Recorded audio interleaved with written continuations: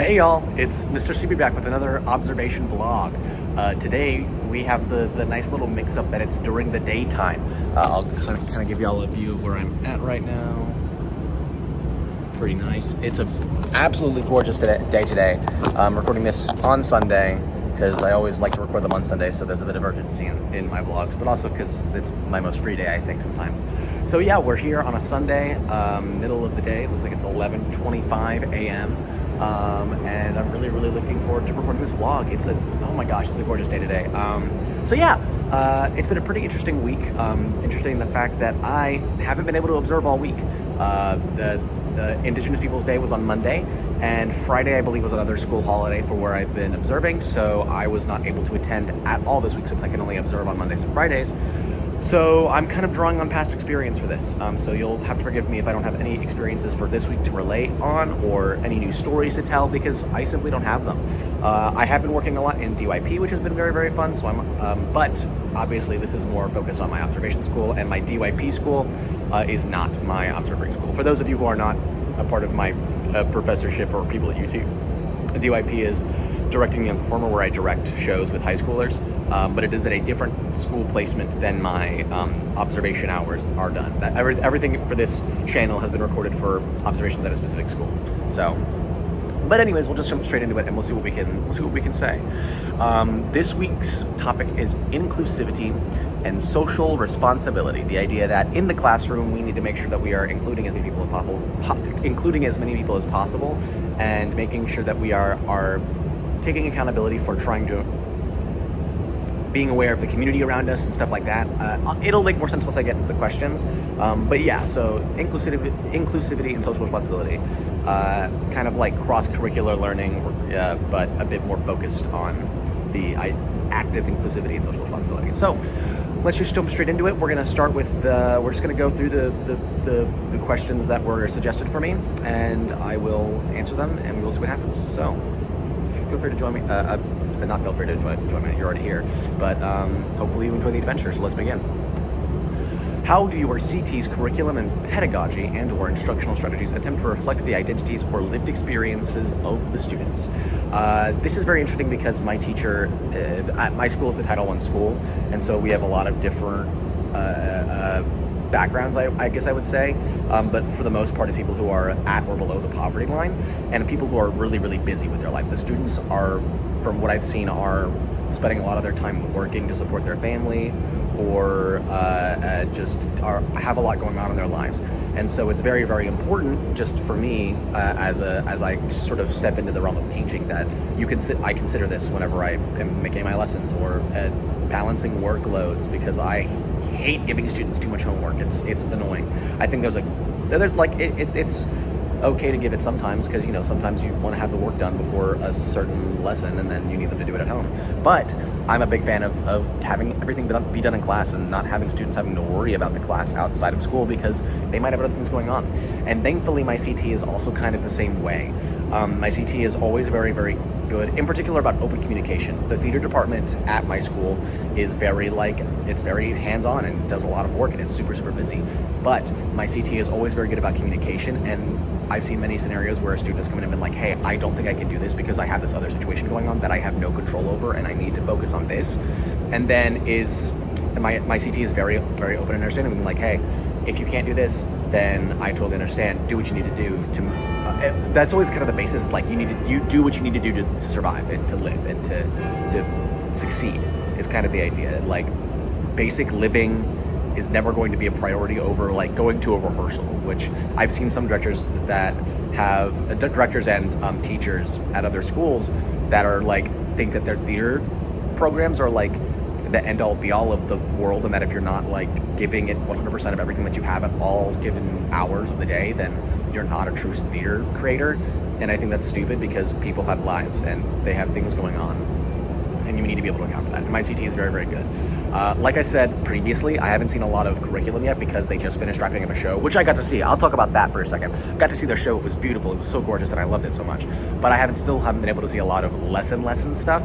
So I will be on the lookout for that in terms of curriculum. But as far as I'm seeing, it's been very much like having students journal and talking about their actual personal experiences, or and like I kind of talked about being flexible with due dates and stuff like that, because students have a lot going on. They truthfully do.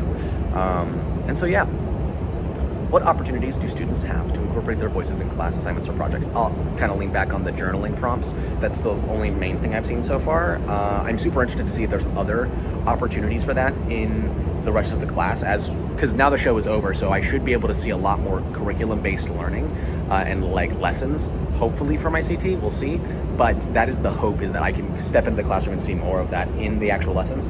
But in terms of the like I said, the journaling, every single journal prompt that I've seen my observing CT use is something that they can either, one, which is I love this so much, is that one, they can either make it up, like they can literally just like make up a random story that is fictional in relation to the prompt, and that's totally acceptable, or they can talk about their personal experiences, and it gives them that freedom, because some students don't want to talk about their personal experiences. They kind of just like don't want to be open about that, depending on what the experience may be.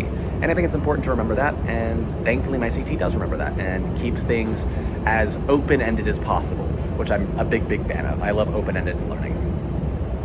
Next question. In what ways are students' identity markers affirmed and encouraged? Kind of like I talked about earlier, is that just the constant conversation about what's going on in their lives, and also my CT seems to understand them so well. Whether or not this is, like, I guess the truth is subjective, but from what I'm seeing, my CT really understands their students very well in a way that, like, they have been able to like read students' minds before they even like bring up a problem that's going on. Like there was multiple scenarios where a student walks in and immediately my CT is like, hey, something's up, let's talk about this. And then like the student was like, well, yes, there actually is something going on, I didn't even mention it, but yeah. And then is able to like kind of talk through any scenario that's going on, that's going on with each student. I won't get into specifics because that's kind of personal to the students, and I don't want to, and as much as I'm not revealing the school name or the students' names, I want to kind of keep it separate. But there's been a lot of scenarios where these students have had some situations going on, and the CT is very responsive to it by just being like, hey, I've been there, I've done that, because my CT has a similar background, and so like that's something that's super cool to be able to relate to the students like that. And it's something that I crave, because as much as I am not from below the poverty line, I was lower middle class, but I was pretty well off for the most part. I find myself really like, I don't want to say relating to, but understanding the struggles that some of these students go through. And so I have a lot of sympathy for that, me personally. Next question. How does the CT encourage a variety of voices to be shared during the class discussions and or activities? Basically, like, this is something that I'm like we struggled with for a bit, because it's very easy to get locked in on like a specific set of students that are very outspoken and relying on them a little bit, if that makes sense. But my CT is very good about calling on random people and making sure that everybody's voices are heard, and will constantly just like, whether it's like just through basic conversation of just talking to a random student in the class that seems to be a bit softer spoken that day, or literally through like questions. And this is something that I also do, is not asking for volunteers, because very often, and this was something that I learned in my micro teach, is that like asking for volunteers will only yield you the same students basically every time. So I just started calling on random kids, and at that point you're sort of forcing this creation of multiple voices speaking and a mashup of ideas. And for some students that's a little bit uncomfortable, but truthfully they need to be a bit more comfortable with that. And I want my class to feel safe to express their ideas, and the only way that I can get them to sort of take that leap sometimes is just be like, hey, you say something, and then just like have them talk about talk about this subject that we're talking about in class, and then they immediately will start giving their ideas. And it truthfully is like, they are just waiting for the opportunity to feel like they deserve to speak. And sometimes that just all it takes is you going, hey, I want to hear what you have to say. And then that can be enough for them to start talking a bunch in class. And that's very evident through my CT's practice of pedagogy. And I love it so much. I'm reading this question before I read it out loud. Yes, I can do this. Based on the various identities represented in the classroom, students and teacher, does there seem to be a comfortable level of civility and respect for other people's identities markers? Why or why not? Absolutely. Like I kind of talked about, there's a good amount of diversity within the school. It's still like definitely probably below the poverty line, but in the classes that I've seen, it's been an interesting diversity, and everybody is so inclusive. I remember, this is actually a story I can talk about, because the not this past week, or not this week, but the week before, I was observing, and I was we had a bit of a free time, and my CT was like, all right, we're gonna play some games, and pulled out Monopoly, and a group of kids were like, hey, Mr. Seabury, would you like to play Monopoly? And I was like, oh, I don't know. And then eventually I was like, okay, I'll play Monopoly.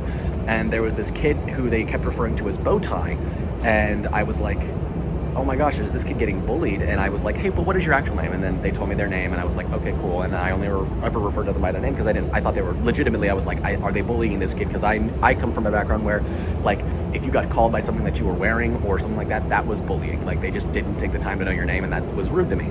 Talked to my CT about it. Apparently this student is obsessed with bow ties and literally asked to be called bow tie.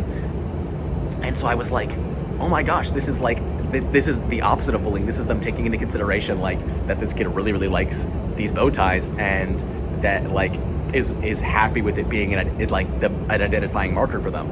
And I was like, that's so interesting. And then everybody else, in terms of LGBTQ inclusivity, a cultural background, been very, very inclusive, and everybody gets along despite where they may or may not be coming from.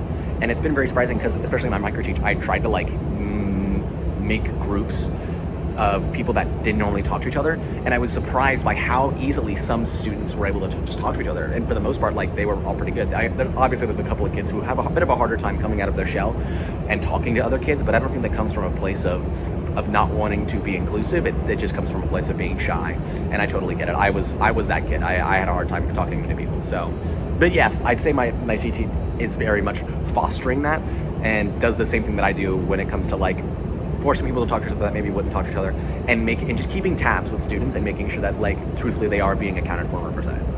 So yeah, that's the end of this vlog. I know it's a bit bare. I'm just literally in a courtyard talking to my phone, but I figured it was a beautiful day, and I was walking to my rehearsal. I'm going to a Sitzprobe for Le Cabaret, which I'm very, very excited about. It's not called Le Cabaret, but it's just Cabaret, obviously. But super excited for that, so I have to go to that Sitzprobe. So thank you so much for joining me. If you enjoyed, please make sure to like, comment, or subscribe, especially the comment part. Like, if you have any thoughts about inclusivity and social responsibility in the classroom, feel free to leave a comment and talk about it. If you like any of these questions that I have asked, if you are to myself, if you want to answer them in the comments, feel free to, because I want this to be a place of collaboration. I love learning through collaboration, and this is a way to do that. So yeah, I will see you guys next week. I don't know what the topic is next week, but I will actually be able to observe, so I'm super pumped for doing that again. And I will catch y'all on the flip side. Peace out.